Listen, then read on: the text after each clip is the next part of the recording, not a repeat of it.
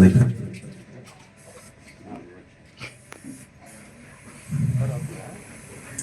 చదువుకుందాం.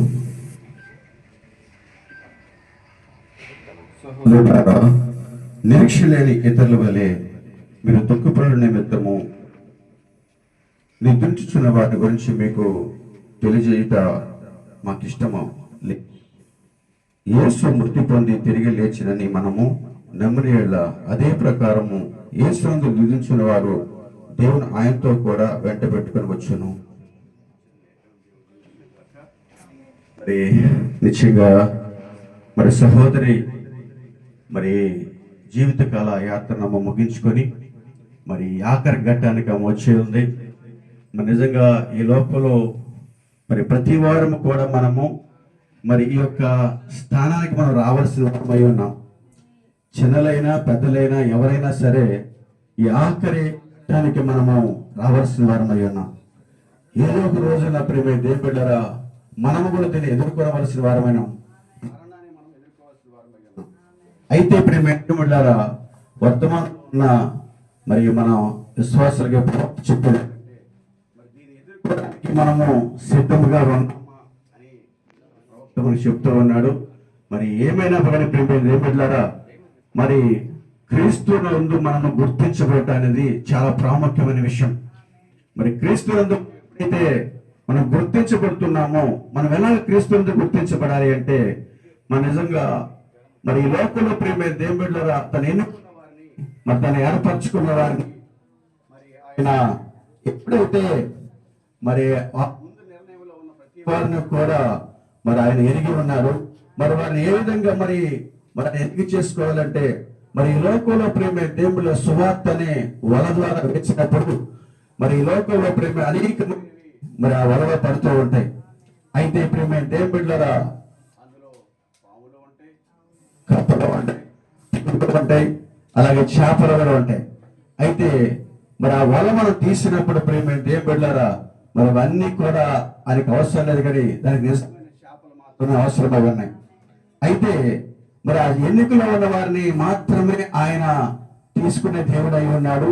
మరి అయితే వారు ఎలాగైతే గుర్తిస్తారంటే ఆ సువార్త మాత్రమే ఆ యొక్క నిత్యజీవ వెలుగు వారిని పడినప్పుడు వారు గుర్తిస్తారు, నేను ఈ లోక సంబంధ వ్యక్తిని కాను, నాకు లోకం అనేది ఉంది, నేను అక్కడి నుంచి వచ్చాను, మళ్ళీ నేను తిరిగి అక్కడికి వెళ్ళబోవచ్చు అని చెప్పేసి వారు గుర్తించినప్పుడు ఏం పెట్టారా వారు ఎప్పుడైతే గుర్తించారో వారు ఆ వాక్యపు వెలుగు ద్వారా వారు ఆకర్షితులైనప్పుడు మరి నిశ్చయంగా వారు పట్టబడతారు.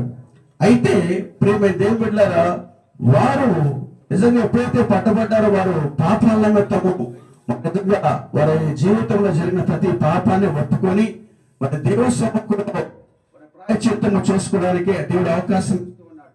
అయితే ఎప్పుడైతే ప్రేమ దేవుని బిడ్డలారా పాపాలు సరి చేసుకుంటారో మరి నిజంగా ఆ పాపాలు సరి చేయబడినప్పుడు మరి వాళ్ళు దేవుడిచ్చిన ఒక అవకాశాన్ని బట్టి ఆ పాపాలు సరి చేసుకొని మరి నీటి ద్వారా బాప్తిసం పొంది మరి నిజంగా ఆ నీటి ద్వారా ఎవరైతే బాప్తిసం పొందినప్పుడు వారు అంటున్నారు ప్రవక్త మరి నిజంగా వారి క్రీస్తు గుర్తించబడ్డమైంది అంటున్నారు. మరి నిజంగా ప్రేమ దేవుని బిడ్డలారా మరి యేసు ఎలాగైతే మరణము ద్వారా మరి ఆయన మరణంలో మనం పాలుపంపులు పొంది ఉన్నామో ఆయన పునరుద్ధానంలో కూడా మనం పాలుపంపులు పొందుతాయి హక్కు మనకు ఉన్నది. ఎందుకంటే ప్రేమ దేవుని బిడ్డ క్రైస్తవుడు విశ్వాసం ఏమిటంటే నిజంగా పునరుద్ధానమై ఉన్నది. క్రైస్తవుడు నమ్మే విశ్వాసము పునరుద్ధానమై ఉంది.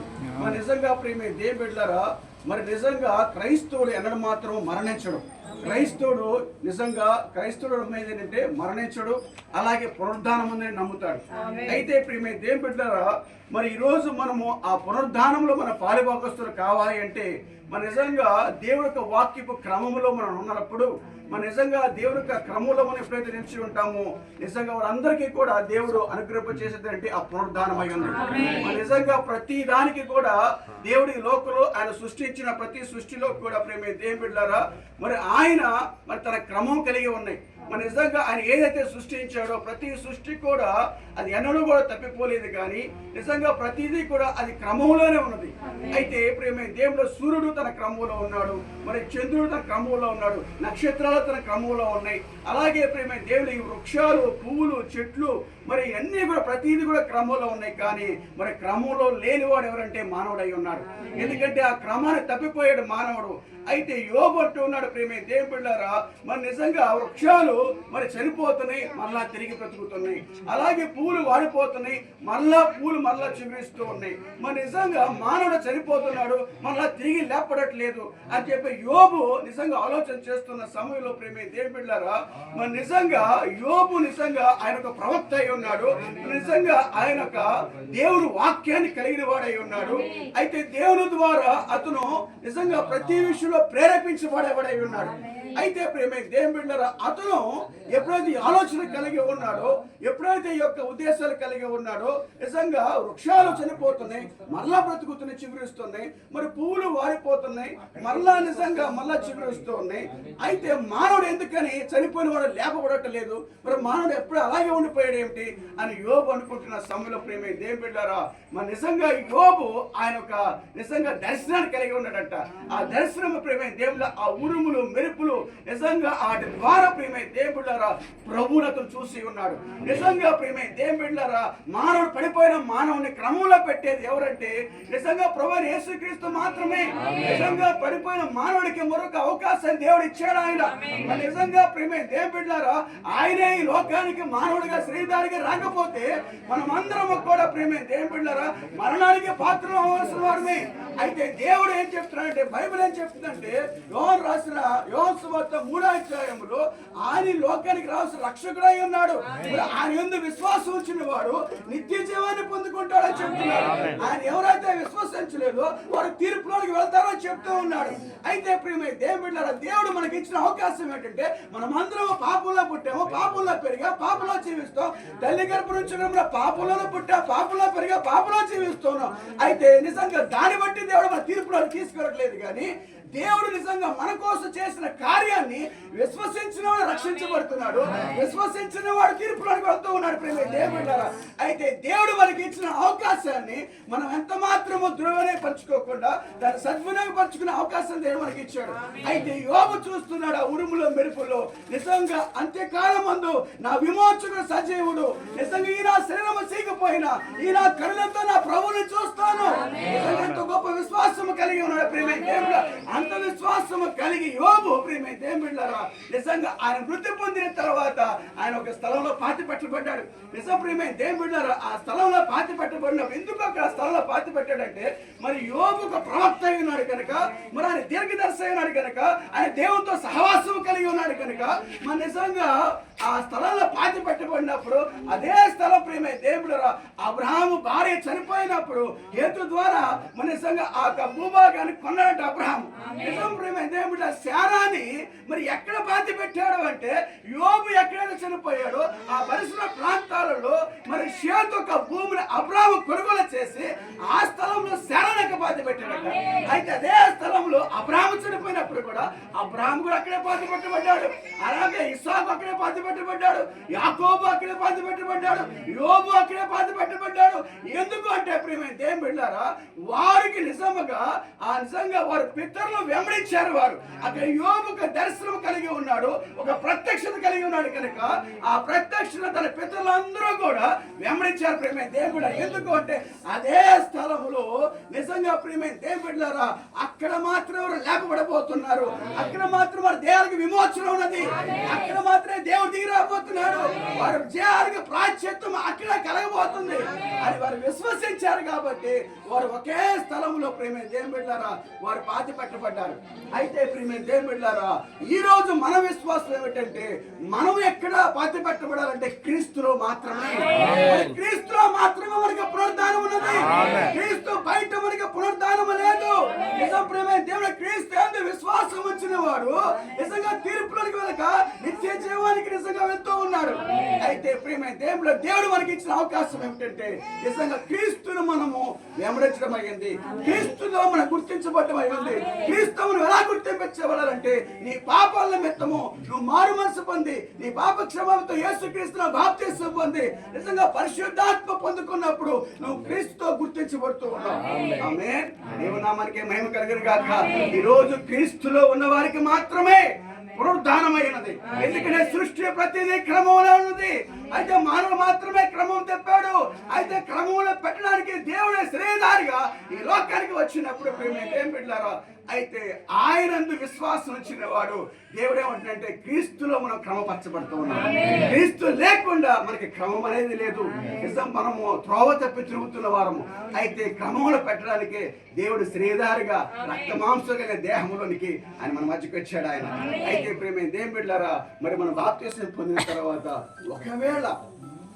ఒకవేళ ఏదైనా పొరపాట్లు జరిగినప్పుడు దేవుడు అంటున్నాడు, ప్రేమ ప్రవక్త అంటున్నాడు, మరి ఈ శరీరములో ఆత్మ రక్షించబడడం కోసం అంట దేవుడి శరీరాన్ని శిక్షిస్తాడంట. ఆమేన్. దేవుని నామానికి మహిమ కలుగును గాక.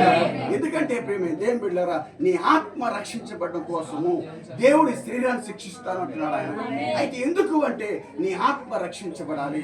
ఈ లోకంలో ఉన్నప్పుడు ప్రేమ దేవుని బిడ్డలారా, తన పాపపు నిమిత్తము ప్రాయశ్చిత్తము నొందిన వాడు ధన్యుడు అంటున్నాడు. ప్రేమ దేవుడు ఎప్పుడైతే మనం ఈ లోకంలో ఉండగానే మనం సరి చేసుకుని ఉండాలి. ఈ దేహంలో ప్రాణం ఉండగానే మనం సరి చేసుకుని ఉండాలి. ఒకవేళ ఈ దేహం ప్రాణం విడిచిన తర్వాత నువ్వు ఎంతో ప్రాయశ్చితంగా నువ్వు ప్రాధాయపడిన అవకాశమే లేదు. మరి నిజంగా ధనవంతుడు లాజరు గురించి మనం చూసుకుంటున్నప్పుడు మరి లాజరు పేదరికంలో ఉన్నవాడే, ధనవంతుల ప్రేమ దేవుని బిడ్డలారా అయినను అతనికి అవకాశం ఉన్నా కూడా ఎంత మాత్రం దేవుని వెంబడించలేకపోయినాడు. నిజంగా అక్కడ పాతాళానికి వెళ్ళిపోయి అప్పుడు ఆయన ప్రాధాయపడుతూ ఉన్నాడు, పశ్చాత్తాపడుతూ ఉన్నాడు. అయితే ప్రేమ దేవుని బిడ్డలారా, మరణము ఎంత మాత్రం నీ స్వభావాన్ని మార్చదు కానీ మరణము నీ ప్లేస్ ని మాత్రమే మారుస్తుంది. నీ స్వభావం మారవలసింది ఈ దేహంలో ఉన్నప్పుడు మాత్రమే. ఎప్పుడైతే ఈ దేహంలో నీ స్వభావం మారుతుందో ఇక్కడ ఎలా జీవించావో అక్కడ కూడా అలాగే ఉంటావు. దేవుల ప్రవక్త అంటున్నాడు, నీ స్వభావము నీ గుణలక్షణాలే నీ గమ్యాన్ని తెలియపరుస్తుంది అంటున్నాడు. నువ్వు ఎక్కడికి వెళ్ళబోతున్నావు, నువ్వు ఏ స్థలానికి వెళ్ళబోతున్నావు, నువ్వు ఏ స్థలానికి నిర్ణయించబడ్డావు అనేది నిజంగా ఈ లోకంలో నువ్వు జీవించే జీవితాన్ని బట్టే అది ఆధారపడి ఉంది.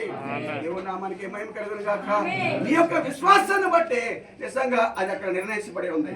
అయితే మరణము ఎంత మాత్రము నీ స్వభావాన్ని మార్చదు కానీ మరణము నీ ప్లేస్ మాత్రమే మారుస్తూ ఉంది. ఆమేన్. ప్రతి వారు కూడా ప్రేమ దేవుని బిడ్డలారా మరణించవలసిన వారై ఉన్నారు. అయితే మరణించే ముందు మనం ఎలాగున్నాం, మనం దానికోసం సిద్ధపడ్డామా, మనం ఎక్కడికి వెళ్తున్నాం అని ఆలోచన చేయవలసిన ప్రతి వారు అయి ఉన్నారు. ఆమేన్. దేవుని నామానికి మహిమ కలుగును గాక. అయితే ప్రేమ దేవుళ్ళ మరణం అంట నిజంగా అది ఒక ఎడ్ల బండి లాంటిదంట. క్రైస్తవుడికి ప్రతి వాడు కూడా నిర్ణయించిన కాలం చొప్పున వారు మరణించినప్పుడు ప్రేమ దేవుళ్ళరా ఆ వ్యక్తి ఎక్కడికి వెళ్తున్నాడంటే ఆ మరణముని ఒక ఎడ్ల బండి అంట. ఆ ఎడ్ల బండి ఎక్కడ తీసుకెళ్తుందంట, దేవుడు సొమ్ము తీసుకెళ్తాడు. మరణము ద్వారానే నిజంగా ప్రేమ అనుకుంటాం ఆ రోగంతో చనిపోయాడు, ఈ రోగంతో చనిపోయాడు, ఆ వ్యక్తి అలా చనిపోయాడు, ఈ వ్యక్తి అలా అనుకుంటూ ఉంటాం. కాదండి, నీకు నిర్ణయించబడిన సమయము ఒక నిర్ణయించాడు దేవుడు. ఆ నిర్ణయించే కాలం వెళ్ళిపోయిన తర్వాత దేవుడు నిన్ను మరణము ద్వారా ఆయన సముఖం తీసుకెళ్తాడు. ఎవరో అంటే ప్రేమ దేవుని బిడ్డలారా ఆయనలో భాగస్థులైన వారు, నిజంగా ఆయన క్రమంలో ఉన్నవారు, ఎవరైతే ఆయన క్రమంలో ఉంటారో వారు మాత్రమే ఆ నిత్య జీవానికి వారసులై ఉన్నారు. ఆమె దేవునామానికి మేము కలుగురు కాక. నిజంగా సహోదరి మరి నిజంగా బాప్తిసం పొందింది. మరి నిజంగా ఆమె పాపాలను అంగీకరించి మరి నిజంగా ఆమె బాప్తిసం పొంది మరి నిజంగా ఈ వర్తమానం అంగీకరించడం చాలా కృప ఉంది. మరి నిజంగా ప్రియమైన దేవుని బిడ్డలారా, అయితే మరి కొన్ని శరీర బలహీనతలు బట్టి మరి దేవుడు తన శరీరాన్ని మరి క్రమంలో పెంచడానికి ఈ శరీరాన్ని దండిస్తూ ఉంటాడు. ఆయన ఆ దండించే క్రమంలో ఆ సహోదరికి ఉందని నమ్ముచున్నాను. మరి సహోదరు నిజంగా తన తల్లిగారి నిమిత్తం ఎంతగానో వేదన పడేవాడు. మరి నిజంగా ఆయన ఉద్యోగ విషయంలో ఎంత ఒత్తిడి ఉన్నా సరే తల్లిని మాత్రం ఎంత మాత్రం విడిచిపెట్టేవాడు కాదు. మరి ఆ సహోదరి గురించి మరి తల్లి గురించి ఎంతగానో వేదన ఎంతగానో బాధ్యత అని వహించాడు నమ్ముచున్నాను. మరి గత 3 రోజులు అంతకుముందు ఎప్పుడు మేము ప్రార్థన చేయలేదండి. మన కమ్యూనిటీ సర్వీస్ నైట్ ప్రార్థన చేసాం, మా శనివారం మార్నింగ్ ఆదివారం ప్రార్థన చేసాం, మళ్ళీ నిన్న ఆదివారం సహోదరులు ప్రార్థన చేసాం. మరి నిజంగా దేవుడు మరి నిజంగా ప్రభు నిశ్చితమైతే ఆమె మంచి ఆరోగ్యాన్ని ఇవ్వండి అని ప్రార్థన చేసాం. ప్రేమ దేవుని బిడ్డలారా, మరి దేవుడు నిశ్చయంగా ఆమెకి పరిపూర్ణమైన విడుదల ఇచ్చాడు ఆయన. మరి ఈ లోకంలో మనము మరి ఎంతకాలం బ్రతికినా అది ఆయాసమో దుఃఖమే అంటున్నాడు. మరి నిజంగా మనకి శాశ్వతమైన ఒక ప్లేస్ మనకు ఉంది. అక్కడికంటే నిర్ణయించబడ్డాం. క్రైస్తుడు నిరీక్షణ ప్రియమైన దేవుని బిడ్డలారా, క్రైస్తుడు ఎంత మాత్రమో చనిపోడు. అతనికి ఒక పునరుద్ధానం ఉన్నది. నిజంగా మధ్యాకాశంలో ప్రభు వచ్చినప్పుడు నిజంగా ప్రేమ స్వరం విన్నప్పుడు నిజంగా మృతులు లేగుస్తారు. ఆ తర్వాత సజీవులైన వారు ఇరువురు ఏకమై నిజంగా మధ్యాకాశంలో ప్రభుని కలుసుకుంటారు. నిజంగా సహోదరుల మనకు నిరీక్షణ కలిగి ఉన్నాం. మనమందరం క్రైస్తులే కాబట్టి సహోదరులు ఇక్కడ మనకి శారీరకంగా మన మధ్య లేకపోయినప్పటికీ నిజంగా మనము క్రైస్తువులు కాబట్టి, వాక్య వేళ నమ్మిక కలిగిన వారు కాబట్టి, విశ్వాసం కలిగిన వారు కాబట్టి ఒక రోజు ఆమెను మనం చూడబోతున్నాం. అయితే మనం అక్కడ చూడడం కాదండి, నిజంగా ఈ వర్తమానంలో ఉన్న విశ్వాసులందరూ కూడా ప్రియమైన దేవుని బిడ్డలారా, ఇక్కడ చనిపోయిన వారు అందరూ కూడా లేపబడి ఒకరినొకరు కలుసుకొని అలా పైకి వెళ్తారు. నిజంగా అక్కడికి వెళ్ళిన తర్వాత మా మమ్మీ వచ్చినారా లేదా, మా డాడీ వచ్చారా లేదా, మా పిల్లలు వచ్చారా లేదా, అది అక్కడ అవసరం లేదు. ఇక్కడే చనిపోయేవారు అందరూ మనం కలుసుకొని మధ్యాకాశంలోకి మనం ఎత్తపడతాం. నామానికి మహిమ కలుగును గాక. మరి సహోదరి నిజంగా మరి ఆమెకి మరి పుట్టిన దినం కంటే మరణ దినం ఎంతో మేలు అన్నారు. నిజంగా ప్రియమైన దేవుని బిడ్డలారా, ఈ రోజు మనము దీన్ని మనం సంతోషించవలసిన సమయం ఉంది, దుఃఖించవలసిన సమయం కాదు ఇది. ఎందుకంటే క్రైస్తవుడు నిరీక్షణ కలిగి ఉన్నాడు. ఆమె దేవునా మనకి మహిమ కలుగును గాక. మరి ఆఖరిగా అత్యంత కృపగలిగిన మా పర్లోకము ఉన్నతమైన అయ్యా మీ కుమార్తెను తన తల్లి గర్భంలో పంపించిన ఆయన అయ్యా వారికి కావాల్సిన సంస్థాన్ని సమకూర్చి వారి గర్భవాసానం అయ్యా జన్మింపజేసి ప్రభా ఈ ప్రభుత్వంలో నాయన మా తండ్రి అయ్యా వారికి నాయన మాతని మీరు అనుగ్రహించిన శరీరం జీవిస్తున్నాం. అయ్యా వారికి కావలసిన సమస్తమును మీరు సమకూర్చి జీవితకాలం మీరు వారికి తోడై ఉండి ప్రభుత్వం మీరే వారిని నడిపించే విధానాన్ని బట్టి అయ్యా మీ కుమార్తెను ప్రభావ పరదేశంలో నాయన అయ్యా మా ప్రభుత్వ విజయప్రడమ్మ గారి రొమ్మను ఆనుకుంటానికి అయ్యా మీ కుమార్తెను దేవదూతల చేత మీరు కొనిపోయేలా చేసిన అయ్యా నాయన మా తండ్రి మేము ఏదైతే విశ్వసిస్తున్నామో ప్రభావ దాన్ని మీ కుమార్తె జీవితంలో మీరు నెరవేర్చినందుకు అయ్యా నాయన మా తల్లి దైవచన ద్వారా మీరు మాట్లాడినట్లుగా ప్రభావ అయ్యా నాయన మా తల్లి ఒక రోజు మా తల్లి గారిని మేము ఇక్కడ చూడబోతున్నాం, వారిని మేము కలుసుకోబోతున్నాం. అయ్యా మహిమ దినంలో నాయన మా తండ్రి అయ్యా మహిమ దేహంలో ప్రభావ అయ్యా మహిమ దినాన ప్రభావ మహిమ నాయన దేహంలో వారిని మేము కలుసుకొని నాయన అయ్యా వారిని చూచినప్పుడు నాయన మా తండ్రి అయ్యా మా దేహాలు మార్చబడి ప్రభావ అయ్యా వారితో కలిసి నాయన మేము మీతో కలిసి నాయన పరలోక రాజ్యానికి రాబోతున్నాం. అందరిని బట్టి మీకు స్తోత్రాలు వందనాలు చెల్లిస్తున్నాం. అయ్యా నాయన మా తండ్రి అయ్యా వారు మీ దగ్గరకు రావటం మాకు సంతోషకరం.